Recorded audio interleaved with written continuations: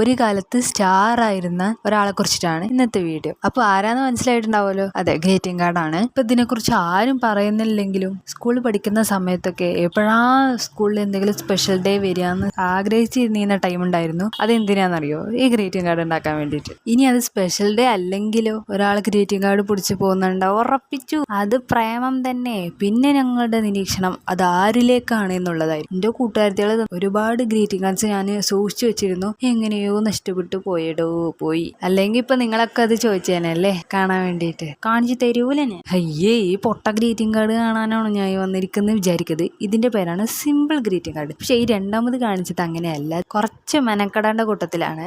നിങ്ങൾക്ക് ഇങ്ങനെ കണ്ടാൽ മനസ്സിലാവുമെന്ന് വിചാരിച്ചിട്ടാണ്. അതായത് ഞാൻ ഇങ്ങനെ കാണിച്ചത് തരുന്നത് കണ്ടാൽ തന്നെ ഇത് എങ്ങനെ ഉണ്ടാക്കാൻ നിങ്ങൾക്ക് മനസ്സിലാവുമെന്ന് ഞാൻ വിചാരിക്കുന്നു. ഇനി ഇല്ലെങ്കിൽ നിങ്ങൾ കമന്റ് ചെയ്തോ, ഞാൻ നിങ്ങൾക്ക് വേണ്ടിയിട്ട് ഇനിയും ഉണ്ടാക്കി തരും. സോ ഇനി എന്താ വേണ്ടെന്ന് കമന്റ് ചെയ്യുക. അപ്പൊ ടാറ്റ വിത്ത് ലവ്.